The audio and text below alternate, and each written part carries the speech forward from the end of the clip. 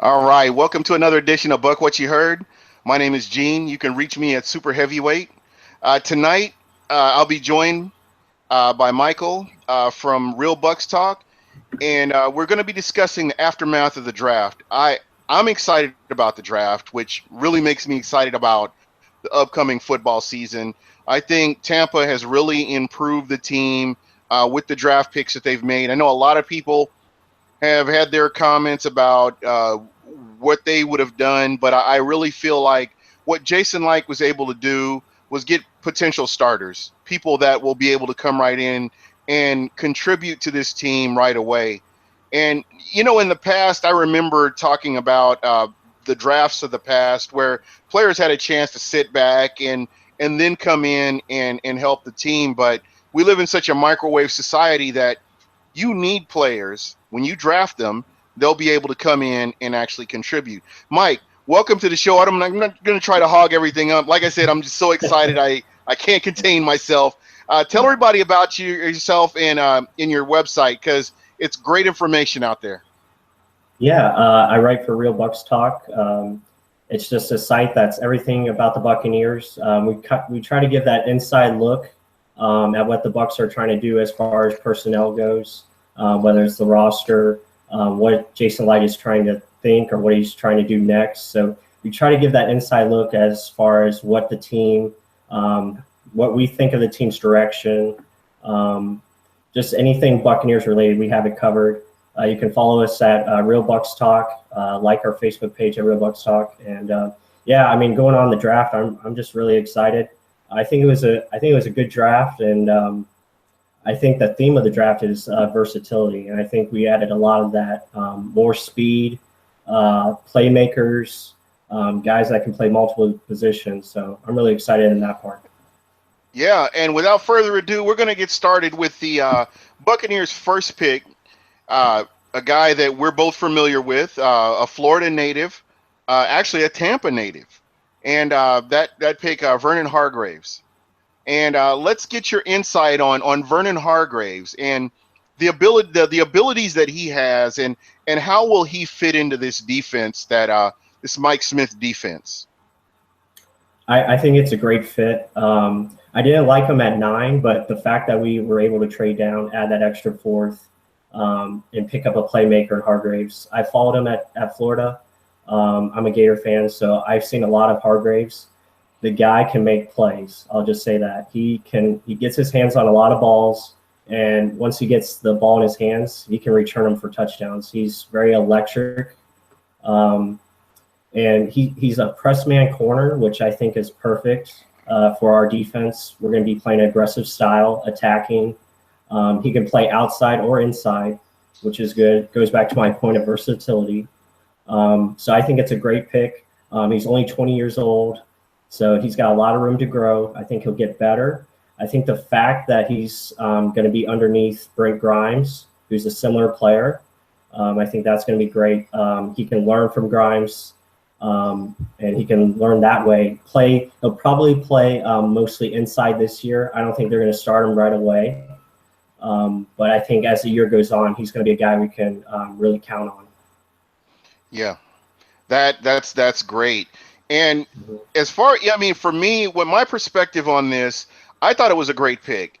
When you consider the laundry list of wide receivers that this kid has faced in his college career, guys that are in the NFL, guys that are Pro Bowlers in the NFL, and the fact that we have a cornerback who has faced the majority of these guys, your Amari Coopers, your Odell Beckham Jr., I could go on, but he's faced these guys in college, and he's done pretty good. As a cornerback, you're going to lose. There are some battles you're going to lose, but, the fact that he's been able to face upper echelon talent, it really also helps his stock a lot, bringing somebody like that in here.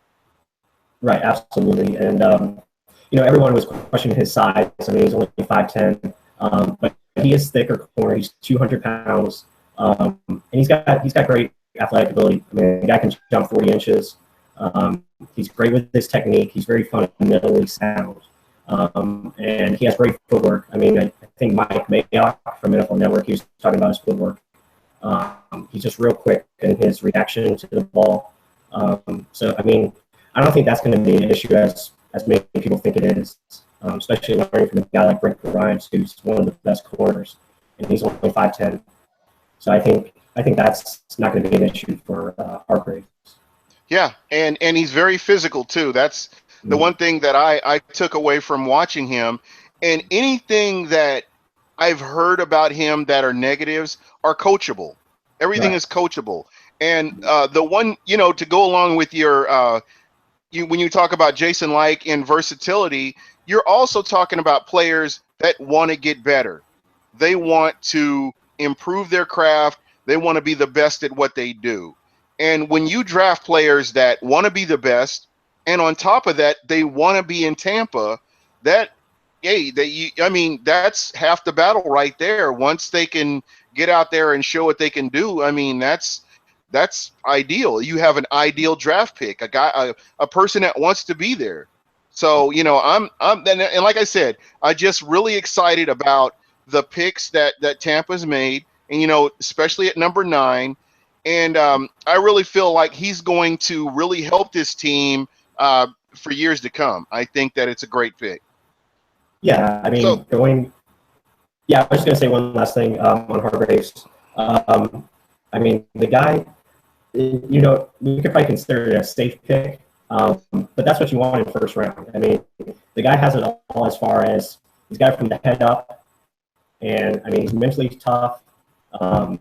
He's doesn't miss games. I mean, he's always on the field, and he loves to tackle, like you said. I mean, he can go into the run game and make plays in the backfield, and also special teams. I mean, the guy loves special teams. He's going to be on the gunner and going after the punt returners. So, I mean, it's just more bonus with him. absolutely. Now, and not to take anything away from the first pick, but the second pick in the second pick the Bucks had in the second round, Noah Spence, and I was excited. I'm excited about this guy. I've been excited about him throughout the draft. If you go back and listen to some of my earlier podcasts, I talked about Noah Spence because I feel like this kid can get out there and he can flat get after the quarterback. Showed that at Ohio State, and he kept that level of intensity even at Eastern Kentucky. Now, the one thing that I know a lot of people are questioning his character, and I really get frustrated with this personally because I feel like everybody deserves a chance. And the fact that this kid had football taken away from him, and this was an article in the Tampa TBO, I believe. They interviewed Noah Spence, and the fact that he lost football that was taken away from him, he had a chance to clean up his act. He did everything possible to get himself in a position to be drafted. And I feel like, you know what? It's when you're that age, it's okay to be immature. That's part of it.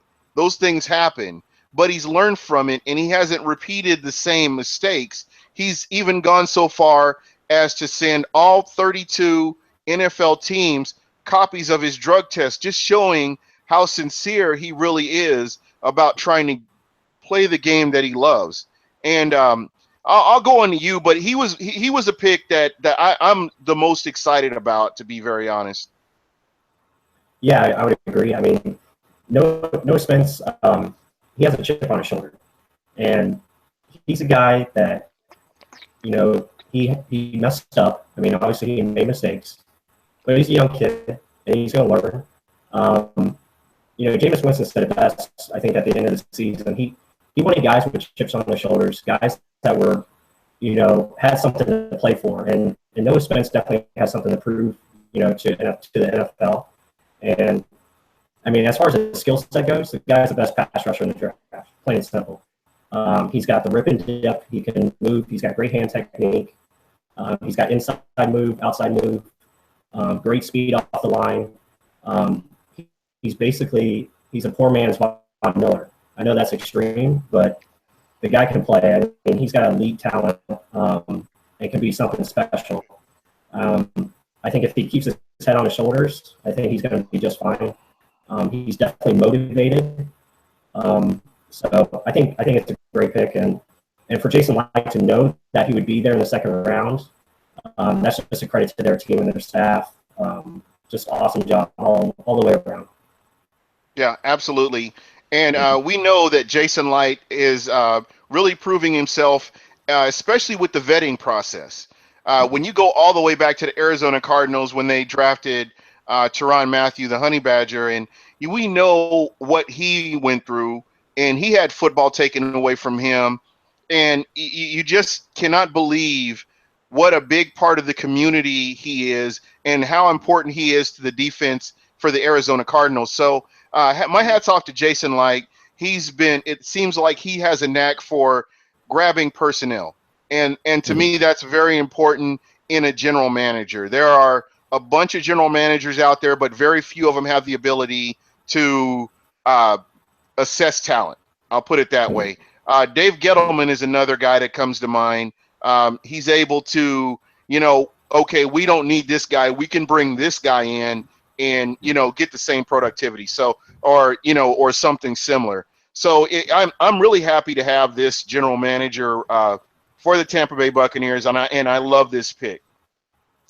Yeah. So any last thoughts? Anything? Yeah. Any insight on how they're going to use him? Yeah. I mean, again, I'll go back to my versatility point. I think he gives you the option you can play either 3-4 or 4-3. He can stand up as a linebacker or he could rush.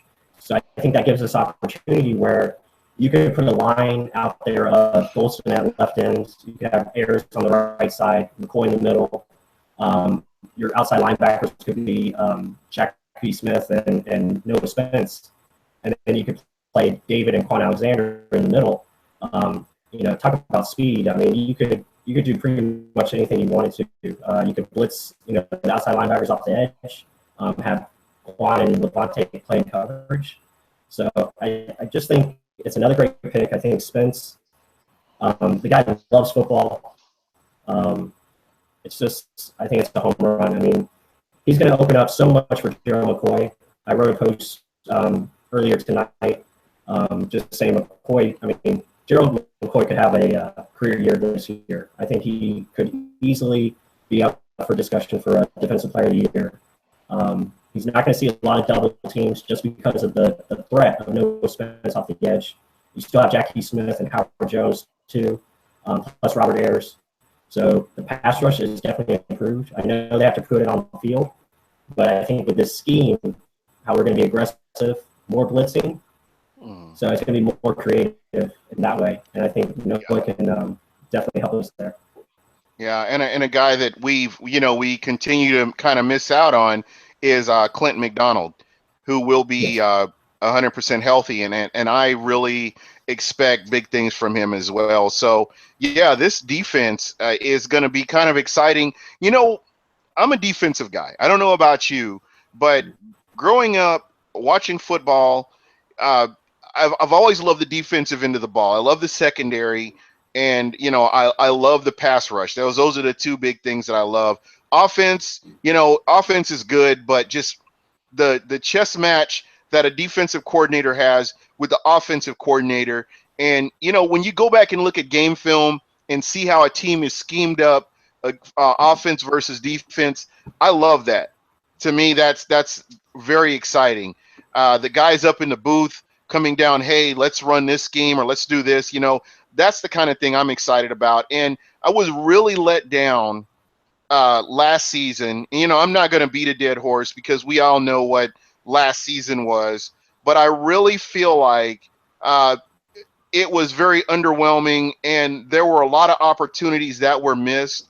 I felt like, now that I know a little bit more about the inner workings of the defense last season, I can say that there were a lot of times that this team was unprepared. They went out totally unprepared. Whereas I always said, oh, man, they're playing flat. I wonder what's wrong with them. And it turns out they were just not prepared. And they weren't ready to face the schemes that they were looking at. I mean, when you have a second-string quarterback look like a Pro Bowler, that's a problem. So I'm really excited with this team. I'm really excited with this defensive coordinator, and I hope that everything falls into place where everything will work out like I think it will. Yeah, I agree. I mean, I'll just say this: last year, a lot of confusion. There was a lot of confusion, especially on the coaching staff. The defensive coaching staff was lost a lot of times, and it showed on the field. I mean, they were very unprepared as far as I want to say unprepared when the game started, but as far as in-game adjustments, they just didn't have it. They were too stubborn in what they wanted to play. They needed to be more aggressive, and they have a lot of aggressive players, and they didn't really. And that's why I think Mike Smith's going to bring that attacking style where these guys can just play and react, where it's going to cause a lot more turnovers, and you're going to get a lot more pressure on the quarterback, which is what you want. Yeah, absolutely. So, do you think that Bucks fans will be able to see some of that 3-4? We will see some 3-4 looks with this defense. Yes, it's going to be multiple defense. You're going to see 3-4, 4-3. I expect even you're probably going to see some 3-3-5, where you have 3 linemen, 3 linebackers, and 5 defensive backs. So it's going to be multiple looks. And like I said, they have a lot of versatility now with the personnel they added. It's going to be fun to watch. A lot of you're going to see more corner blitzing, inside linebacker blitzing. So blitz is pretty much from everywhere. It's going to be cool to see, especially with Daryl Smith, who's played in the defense in the upright Grimes. So they're going to lean on them for their experience. But yeah, definitely 3-4 is coming. So be on the lookout for that. All right. Now for the guy that the man of the hour, the guy that everybody was talking about, the guy that everybody is questioning, this pick, the kicker from Florida State, Arguello. What are your thoughts? I'll start out on this one because to me, I love the pick. I thought it was an awesome pick. I thought that this is a guy that they needed, Tampa needed, and when you have the ability to draft the best kicker in NCAA history, I mean, you got to grab him. And I know a lot of people won't agree with that, but what you have to look at is you had your number 1 pick, you got your guy. You had your number 2 pick, you got your guy. For you to draft an elite player, even if you had to go up into the 2nd round, he's an elite player. I don't care what anybody says. I don't care how you want to sugarcoat it. When you look at the Tampa Bay Buccaneers, 3rd worst team in the NFL with kicking, and you come in and you instant upgrade there. I mean, you can't be mad at that pick. And if he does half the things that his potential that people are showing for him in his potential, we've got a guy. We've got our guy. Yeah, I mean, Arguello he's obviously the best kicker in college football history. I mean, that says it right there. I called the move predictable. When I saw Jason Light trading up to in the 2nd round, I was like, you know what, this is going to be the kicker. It's just a Jason Light move. I mean, he knows where, he knows where to find elite players, and Arguello was a lead guy. I mean, he was the best guy at his position on the board. I know other guys could, other fans were saying, oh, we could take a receiver or a defensive lineman, but who was left that was elite? I mean, there's no one that was there that was as elite as Arguello is, and the guy is money. I mean, 40 yards and in, you can go get a soda, go take a break because it's automatic. I mean, the guy is just money. He's clutch. I know last year he struggled a little bit with 40 yards plus, the longer field goals. But you got to remember the college football, the hash marks are so wide, you get a lot of weird angle kicks. And then what he can do on kickoffs, again, versatility. He's deadly accurate with his kickoffs. He can pinpoint the ball at the 1 yard line. That forces the returner to take it back, and you can tackle him at the 18. That's instant field position right there. Yeah, and let me ask you about, because you were talking about kicks, and maybe you can Mhm. explain to some of the viewers and anybody watching the term Mhm. mortar kick. I've seen Yeah. that, and I've read about it, and I'd like to see if you go ahead and explain that a little bit. I think you had Yeah. written about it as well. Mhm. Yeah. Yeah. The NFL came out with a new rule this league or this year. They're going to have touchbacks start at the 25 now. So if you have a kicker that can, basically put a lot of hang time on the ball, that's basically it's almost like a pooch kick, but it's a deeper kick. You put it right on the end zone line, and you make that guy bring it out. So if he has to bring it out, you have a chance to stop him, before the 20, and that gives your defensive advantage there. That way, if you force a 3 and out, or even if they get a first down, you can still make them punt. You can stop decent field position that way. I think Dirk Cutter said there's like a 3 more% chance to score if they start out at the 25 instead of the 20. So to have a guy like Aguayo who can, just kick the ball up and hang it up for 4 seconds, and have your special teams get down there, you can pin the team back. That's an instant edge for your defense. So I think the guy's a Yeah, great pick.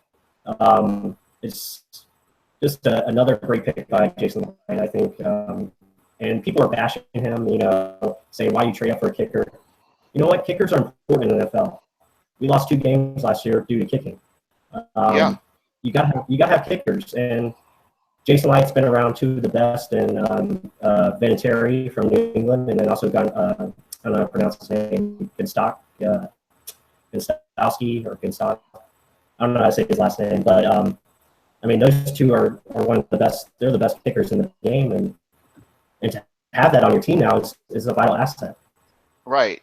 And as you could see, what Tampa's doing, they're slowly but surely getting players that you're not having to worry about replacing the player. Like Mm-hmm. a Jameis Winston, we're not having to worry about a franchise quarterback. Doug Martin, we're not having to worry about a running back.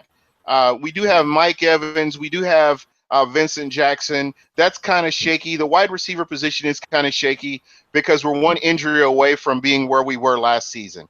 Uh, I think once again the draft picks that were made were really exciting, and we'll touch on some of the other offensive positions here a little bit later on. But so far we can both agree that these were great picks, and I know that let me go here to Twitter. T Money had T Money from he's a Carolina Panthers fan. Straight facts. The guy he knows his stuff. When it comes to football, and he had mentioned that he liked Hargraves, but size in a division full of monsters worries him. Um, I honestly believe that they're not. Tampa's not gonna. Well, it remains to be seen what the defense is going to do, but I think that they're going to play these players in the secondary to their strengths.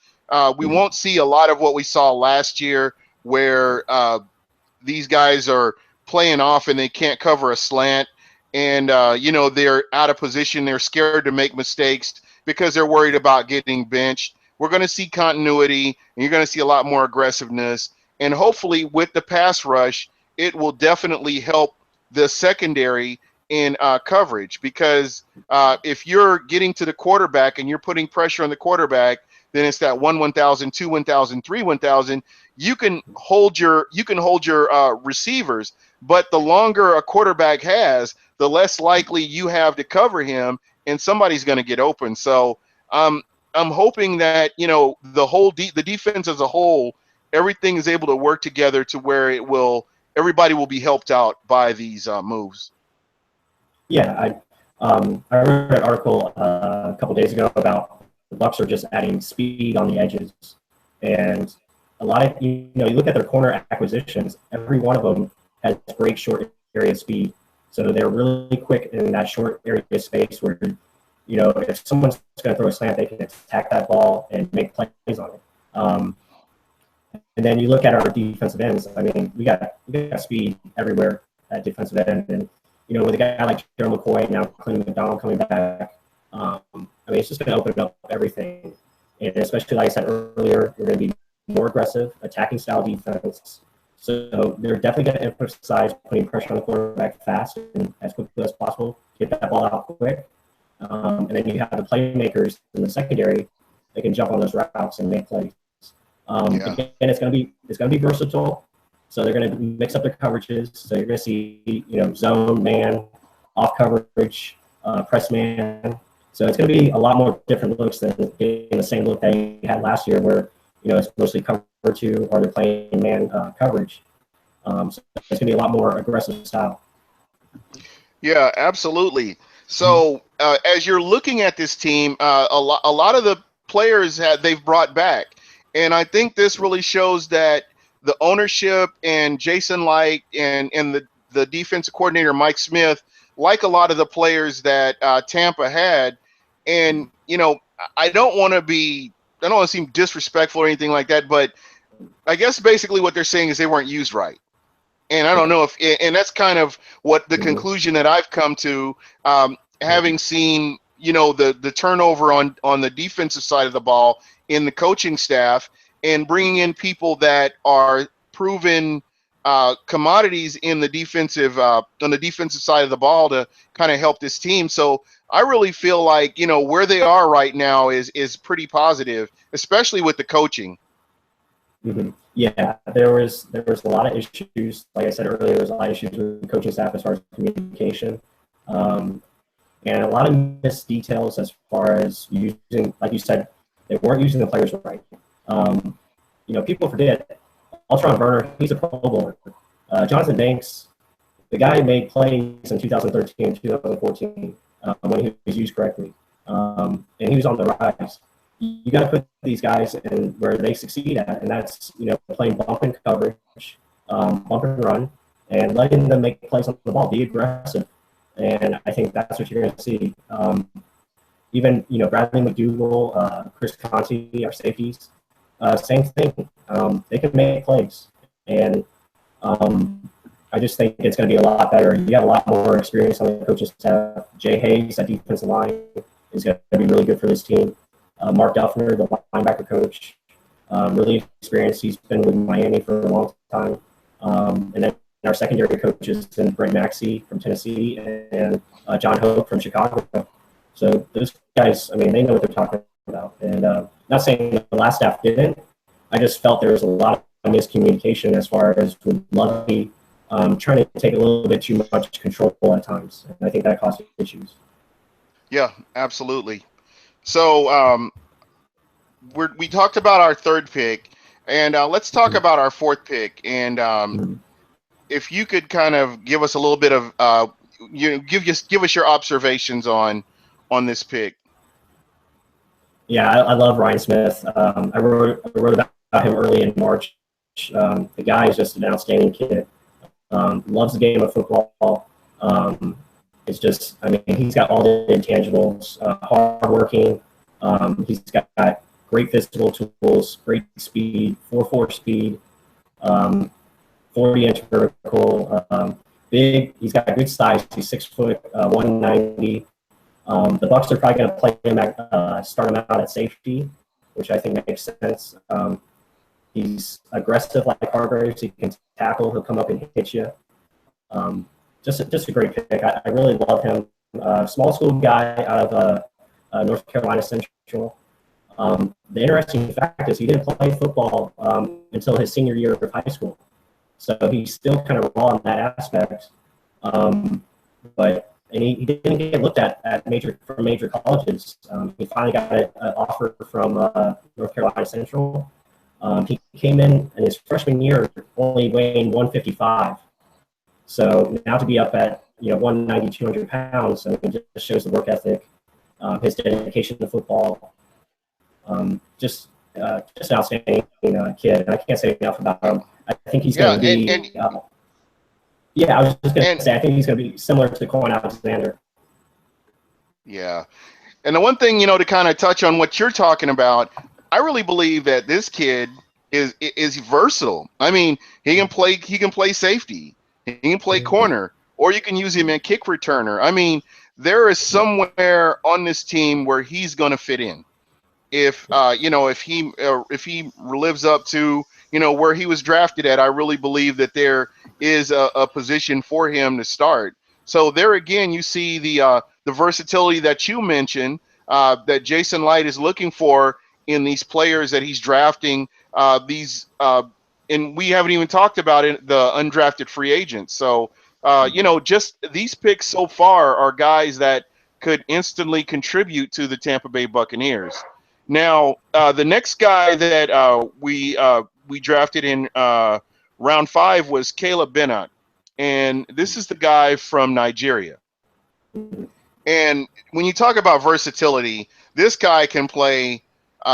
He can play tackle or he can play guard.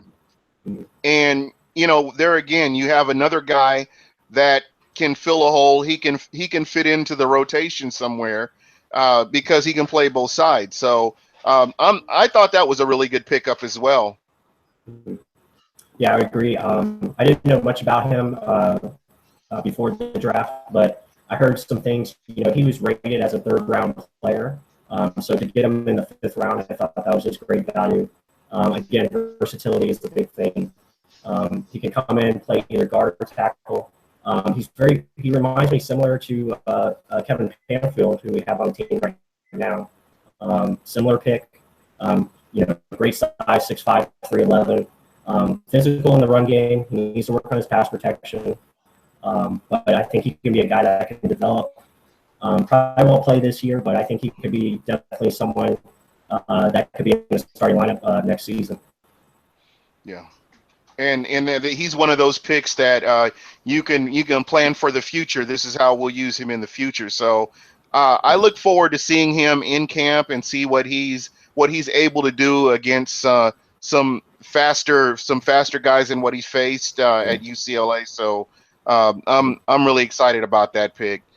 The next guy that go ahead. Yeah, one more. I was just gonna say. I mean, it's nice to have a general manager that drafts offensive linemen. Our previous general manager didn't draft offensive linemen at all, so it's just nice to have a guy that likes the big guys. Yeah, don't get me started on that guy. Really, he is a source. He is a sore subject for me. I just all the missed picks, and I have this debate with people all the time. All the missed picks, and I've never heard him own up to anything. It was refreshing to see Jason Light because with the free agents, where there were free agent busts, your different players that were brought in and didn't work out, they shipped them right out. They knew these people are not going to work in this system. Let's get them out and get somebody else in. The one thing I can say about Jason Light, he owns it. If he made a mistake or he screwed something up or it didn't work out like it was supposed to, he owns it. Let's get him out of here. Let's move on. Because the one thing that I really appreciate about him is win now. He's tired of he's as tired as the fan base is of not living up to the hype, not living up to what you see on paper, and he wants to win now. And unfortunately, we had Lovie Smith, who was not getting it done fast enough. And I feel like what he's been able to do, we'll see how this all works out, but he really wants to get this team in the right direction in a hurry. Yeah, absolutely. I agree 100%. Jason Light, he's big on, not waiting as far as if a guy's not doing his job. I mean, he'll get him out of there quickly. And I think that's the way you have to be to run an NFL franchise. You got to be on the focus of winning now, but also having your, mindset on 3 years down the road. And Jason Light does a good job of balancing that, where he's got an eye on the future, but he's also focusing, winning now is most important. Yeah, most definitely. He's one of those guys. He really wants to get in there and get this team in the right direction, as I mentioned before. So the next pick that Tampa had was in round 6, and it was Devontae Bond. And unfortunately, I really don't have a lot of information on him, and I was hoping that maybe you would be able to speak on where he will fit into this defense. Yeah, I mean, his rookie year, he's going to be purely special teams. He's going to give us depth at Sam linebacker. So he's going to be someone that we groom behind Daryl Smith. Um, he's a rush linebacker, so he really excels at blitzing. Again, there goes into what I've been saying about our 3-4 possibilities. So he's really good at shedding and disengaging blocks. Good at coverage. But I mean, he's limited as far as experience, game experience. He didn't play much his first couple of seasons. Kind of came on late this past year. Struggled with some injuries. But I think he can be someone again down the road that we can expect something from. It's kind of going back to the way of how the Bucs used to build their teams, where you have picks like Shelton Quarles, guys like Brian Kelly, guys like that, where you pick them up, you have them learn, a couple years, and then once they hit year 3, I mean, they're going to be instant impact players for your team. So that's a possibility for Bond. I'm not sure how he's going to translate to the NFL as far as his skill set, but I think he can be a guy that can be really good on special teams and help us out that way. So look for that this year. Yeah, because we've really kind of missed that spark that we had on special teams over the past couple of seasons, and I think that with these players, there are players that are going to have certain roles, and that's what they're going to have to do. And I think that once again, I think this team's headed in the right direction. And the next guy, which round 6, the last pick, is Dan Vitale. And he's a guy that I love this pick. And once again, and it's been the theme throughout the show, we're talking about versatility. We're talking about a guy that he can play tight end and he can play fullback. So, the guy's got hands. He's got nice hands. And he's not afraid to block. And I think this is a major upgrade over Javorsky Lane, who was the fullback last season. Yeah, I completely agree. He's going to have to work on his technique as far as run blocker goes, as far as being a lead back. Didn't have much experience with that. But, the guy has 4.6 speed. He's very athletic. He could probably play slot receiver for us if we needed him to. The guy can catch. He's got outstanding hands. He can play tight end, fullback. He's probably going to be kind of like that H-back role, where you put the fullback as far as on the offset of the running back. So that's basically where you have him on the left or the right, in front of the running back. You can swing him out. Basically he's going to be a guy that can dominate the flats. You can use him on, curl routes or real routes. So he can be a threat and just another option for Jameis to attack the defense with. Again, versatility. So another great pick. Again, he's going to have to work on his run blocking. So I don't think he's going to be used as much as your lead blocker this season. Again, the Bucs offense, if you look back at it, they really didn't use a fullback that much. It was mostly single back, and they like to use that 3 tight end formation where they have the 3 big guys up front and kind of run from that. So I would look for more of that and less lead block from the fullback position.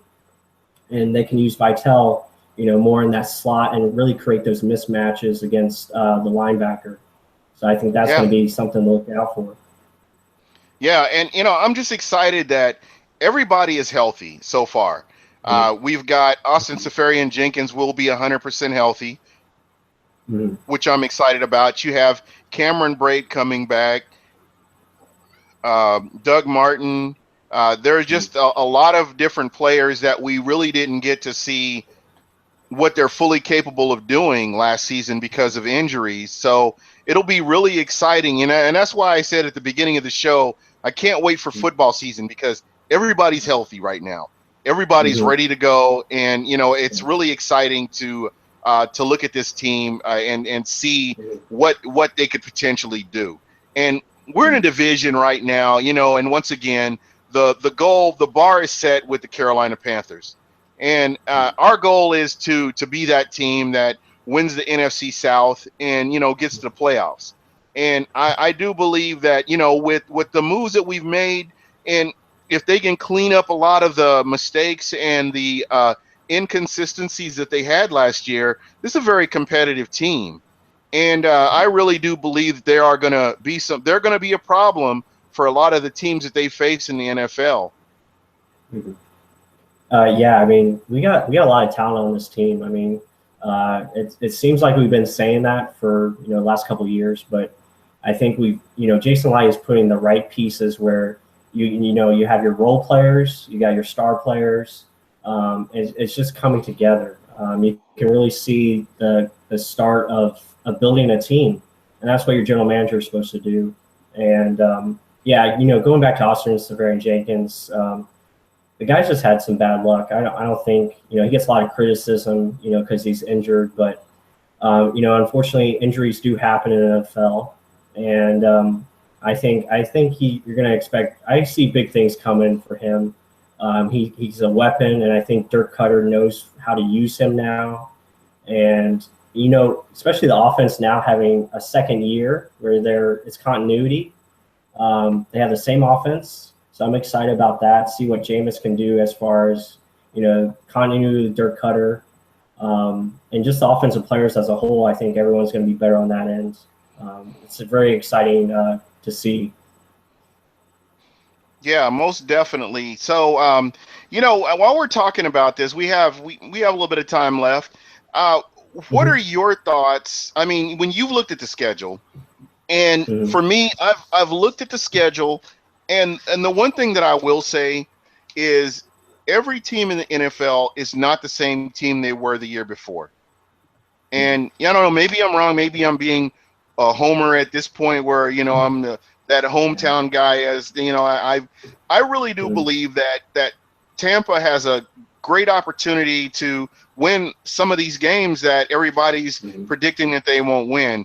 I'm not going to get into my predictions or anything like that, because that it's neither here nor there. The teams haven't even got to camp yet, so we don't know what this team is really going to look like. But I really would encourage the fans to have faith and know that the ownership and the management and the coaching is really working hard to get this team to where they can win. And I really think that, they're on the right path with the moves that they've made, whether it's free agency or the draft, and keeping players around to keep that continuity. So I really believe that this team is in a position where they can really make some noise. Yeah, I would agree. I think the schedule is going to be tougher. They're going to play the NFC West and the AFC West, which are two of the better divisions. Again, you look at it, you try to break it down, by quarterback. That's what I look at. So the Bucs are going to be facing a couple of rookie quarterbacks this year. Might have some question marks as far as I know we played Denver, so it depends on is Mark Sanchez going to play, or is it going to be Paxton Lynch?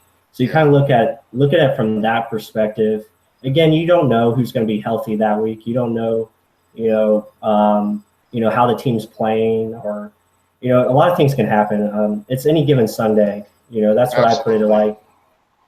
So the Bucs they're going to have a chance in every game. And again, I go back to the point, we have Jameis Winston. The guy's a franchise quarterback. He's going to give us a chance in every game. If the defense can be, somewhat where it's, can make stops and not give up that big play and kind of force teams, to battle, and we can keep teams under 25. And avoid the back-breaking penalties. Yes, and that's something to look out for. I think Mike Smith and Dirk Cutter are really going to enforce that this year. So expect a more disciplined team. Again, as far as the schedule goes, it's any given Sunday. Anybody can win. Yeah. So, we talked a lot about the draft and how we view the draft. I, for one, and I've heard both sides of it. I'm not big on grading the draft until after the season. If you're going to grade your draft picks, how did they do under fire, under live bullets? I would say at the end of the season, you can kind of give them a primary draft grade, but it takes a couple of years to really know what you have. And, for me, I'm excited about the picks. I think the picks fill needs. And I think that these guys, if they live up to their potential, can put this team in a position to win. So I like the moves personally. Right now, just at glance, looking at them on paper, I love the moves. And I don't know how you feel about it. I don't know if you do draft grades, but for me, it's not something that I normally do. It's something that I kind of wait to see what they've done to before you can really, they're getting their body of work started, and that's how you know what you have. Yeah, absolutely. I don't grade drafts. I usually wait 3 years. Every draft is, I give it a 3-year period. That's when you really know if the guy's, a consistent player or if he's a bust. And instead of giving draft grades, the draft's over now. I'll go start looking at a 2017 draft. That's what I'll do instead of giving it a grade. You got to wait till these guys put it on the field. I mean, everyone can say, oh, yeah, he's got everything. He's got this, that. But you got to go out there and prove it on the field. Yeah. And not everyone. A great example of that was Jadeveon Clowney. Everybody thought this guy was going to come in and be a monster, and the injuries have really stymied his career. And that's kind of my point right there. Is you have to wait and see what that body of work is going to be before you can get anything out there like that. Yeah, I mean, just look at Gerald McCoy. I mean, everyone was considering him a bust after 2 years. That third year, he comes out and he just has a great season. I mean, he comes out with, I think he had 9.5 sacks or something like that. He had a big year in 2000. I think it was 2012. But I mean, yeah, you can't grade a draft, right after the draft. I mean, it's just too early. Even last year's draft for the Bucs, yes, it looks like a great draft. I know the rookies last year were outstanding, but still, you gotta let it play out and see where it goes from there. Yeah, and you like your offensive lineman did good. Jameis Winston did good. Quan Alexander, he did very good as well. So if they can copy that or better it, I mean, then you kind of have an idea of what you have. So it's going to be interesting to see what these guys bring to this team next season or in 2016. But I have high expectations for them to do some really big things. Yeah, absolutely. And again, another player, Mike Evans. I mean, yeah, I know he had drops last year. He had issues with that. But it was only his second year, and he still had over 1,200 yards. So, I mean, the guy can play. I mean, yeah, I think he's going to be a guy that's going to, surprise people. And, I mean, he's only 22 years old, going into his third season. I'm glad you brought that up, man, because I wasn't one of the critics. Yeah, he had drops. Yeah, it cost us some games. Yeah, he left yards on the field. But how many other teams in the NFL would love to have a 1,200-yard receiver who had a bad year? A bad year. 1,200 yards is a bad year. So to me, his upside is amazing. And you got to consider, and why I know I use the term body of work. You look at his body of work. He was another guy that didn't play a lot in high school. He just started picking the game up towards the end of high school, going into college. And he didn't play all 4 years of college. So you have a guy that's very raw. He's still coming into his own, and he's still learning the nuances of being a wide receiver. There's a lot that goes with that psychologically as well as physically. So, yeah, I mean, fans can be upset because he dropped balls and maybe they could have won some games. Maybe he left 200-300 yards on the field and dropped passes. But what he's been able to do and what he's been able to overcome, if you've watched the special that they had on him on ESPN, it was amazing. I mean, what he's been able to overcome to get where he is, I have nothing but respect for that kid. And, football players are human beings, and that's kind of how I have to look at it, with the exception of Keyshawn Johnson. But anybody else, I really, I feel like, they're going to make mistakes. They're human. Maybe their head is not in it. Maybe the hamstring injury kind of held him back to where he wasn't mentally and physically on the same page. I mean, there are so many things that could have happened. I'm not making excuses, but I'm just saying it is what it is. And, fans need to be a little bit more understanding. I realize that this team has been losing for a long period of time, but you have some really quality guys here that in the right situation can do some big things. So, fans need to have a little bit of compassion, and eventually it's going to all work itself out. I believe it will.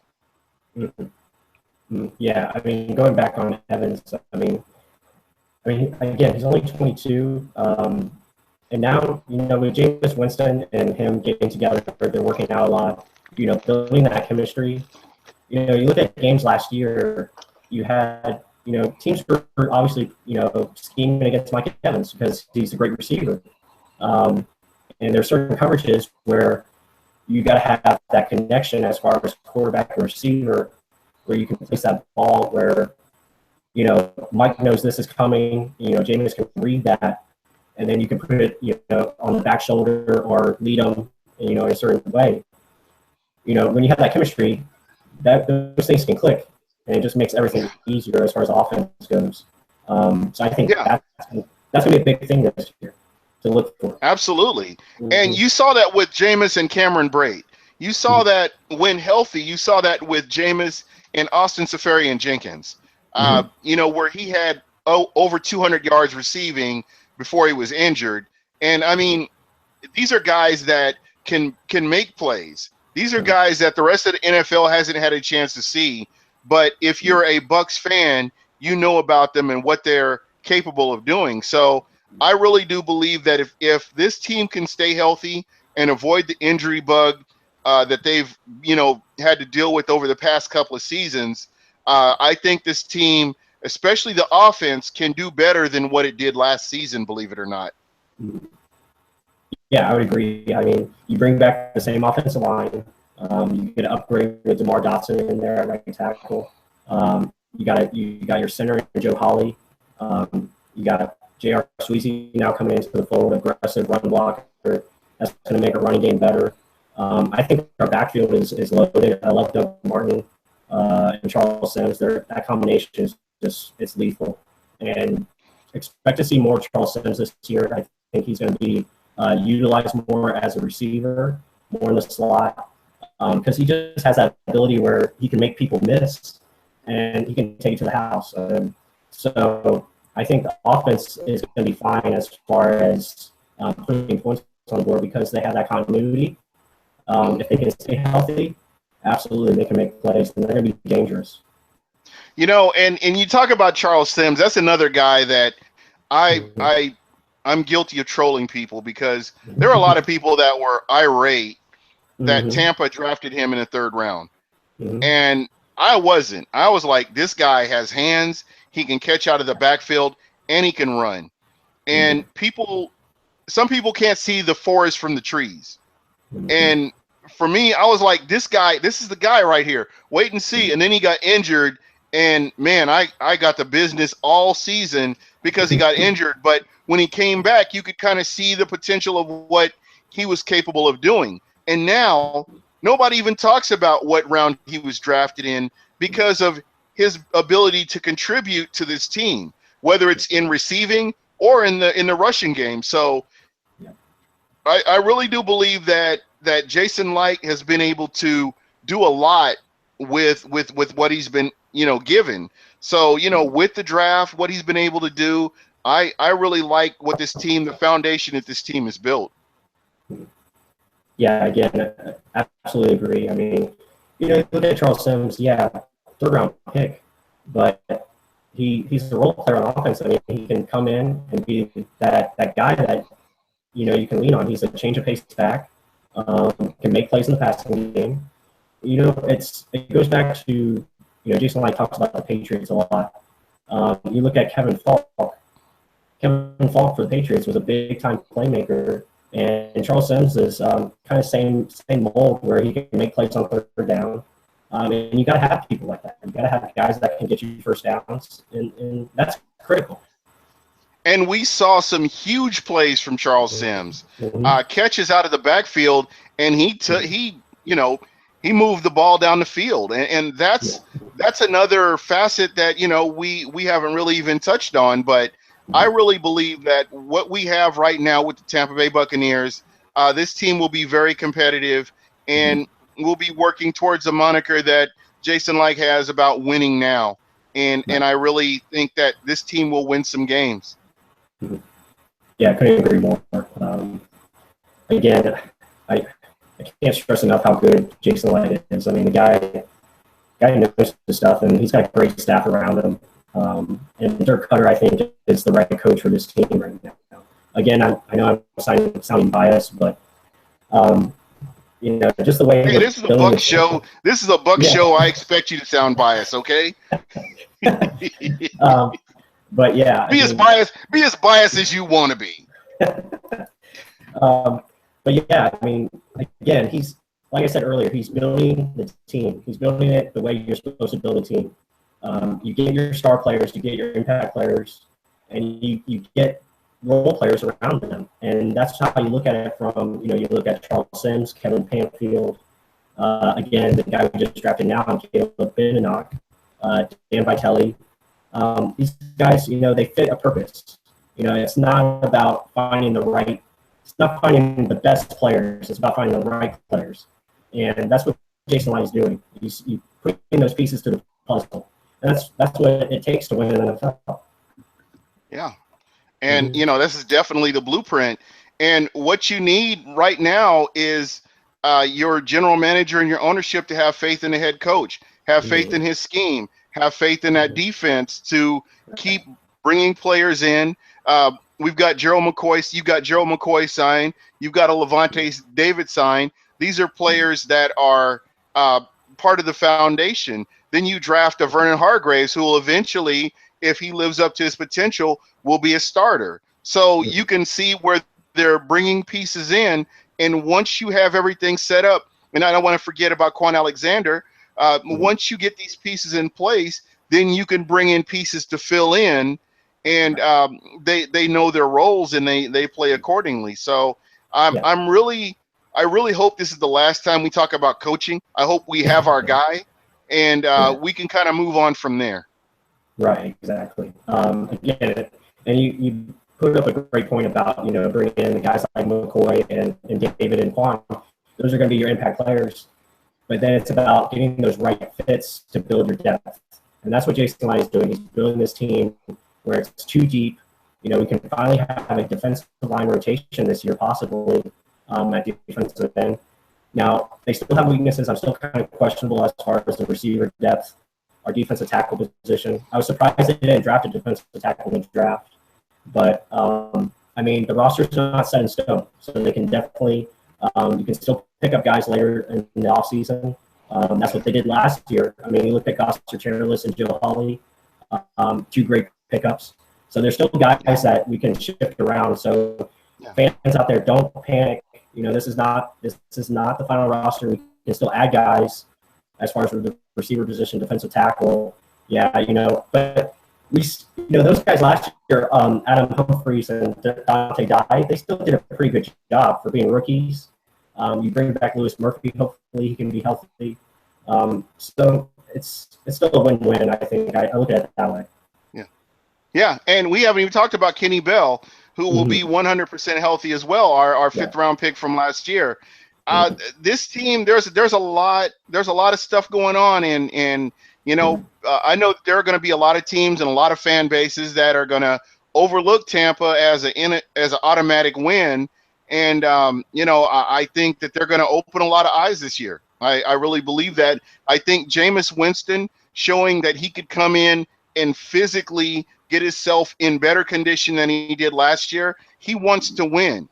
And when you have that in a quarterback, a guy that's not worried about money, not worried about fame, but he's worried about getting better. He's worried about being the best quarterback out there. That speaks volumes right there. And when you have that right there, that's the biggest part of the battle. And the fact that he went to the Pro Bowl as a rookie, I know a lot of people will overlook that, but I think that speaks volumes for him to be able to do that.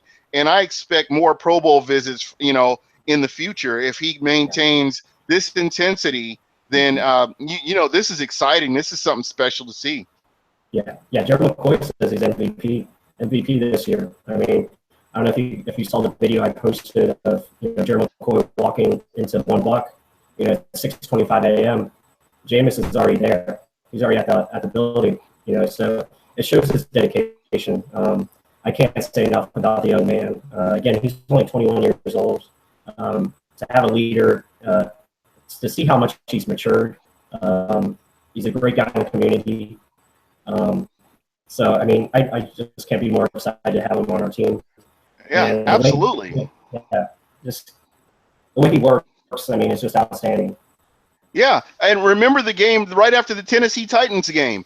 He was in the facility looking at film, looking at where he made mistakes at. And I promise you, every game from that Tennessee game to the end of the season, Jameis Winston was doing everything that he could to improve, everything he could to not make the same mistakes. And you know what? I couldn't ask for a better rookie season. He silenced a lot of his doubters. I know he's still going to have doubters this year to really silence again, but I think that he will go out there and he will will this team to win games that any other quarterback probably wouldn't win. I think he is definitely something special. Yeah, absolutely. Couldn't agree more. All right. Well, Michael, it's believe it or not, it's almost been an hour. I really would like to take this time to, know a little bit more, get the fans that are just tuning in or may have missed part of it to tell everybody about your website. If you want true, good Bucks coverage, this is the guy right here. His site, very insightful. I think he touched on a lot of very important points. And just if you could have been texting during the draft and just listened to us going back and forth with him and his partner, Mark, they were spot on almost everything in the draft. So, I mean, these guys, if you need somebody that you really want to know about the Tampa Bay Buccaneers, inner workings, how they think everything's going to go, I would suggest this. So tell everybody about your site. Yeah, it's realbuckstalk.blogspot.com. Again, follow us on Twitter. We're active on Twitter. We're at Real Bucks Talk. You can like us on Facebook as well. It's the same handle, at Real Bucks Talk. That's one word. Going off what Gene said, we're a new site. We just started this in January, but we're diehard Bucks fans. Everything Buccaneers, you name it, we're going to discuss it. We just love giving that inside look as far as from what the team's thinking, what moves we think they should make, anything to go, give that inside look to the fans where, whether it's the draft or free agency, we'll have inside look from training camp. I can't wait for the season to start because we're really going to have, game breakdowns as far as from an analytical point of view where, this is why the Bucks did this or they did that. So I think that's going to be exciting where you get that inside look from whether it's a coach, our coaching staff or, players' point of view. So I think that's just great. And check us out. We love talking Bucks football. All right. Well, you know what? This is an exciting, and I hope to have you guys on many more times in the future, especially once the regular season starts, once camp starts. Will you guys be able to get to some of the camps to actually see what these players are doing? And, maybe I can have you on and you can tell everybody about what you're seeing. Oh, yeah, absolutely. I love going to training camp. I'm usually there during the week. So, definitely we'll have that covered. It's going to be fun just to see the new coaching and all the players. We'll definitely have an inside look from the training camp. Man, hey, once again, thank you so much for being on. This is always fun for me. The show will get better, as we go on. And like I said, I hope to have you on once OTAs start. I'm definitely going to get you on and just get your take on what you're seeing, and especially the defense, because that's the one thing that we kind of know what we have on offense, but on defense, that's what fans are really going to want to know about, based on what we saw last year. I think that's a big part of it right there. So, hey, Michael, thank you so much for being on. Hopefully, I can have you and Mark on next time. But you were awesome, and as usual, and I really appreciate it. Everybody, thank you so much for checking out the show. Give us some likes, leave some comments, and I'll be more than happy to respond back. All right, and that's it for me. Peace. Buck what you heard.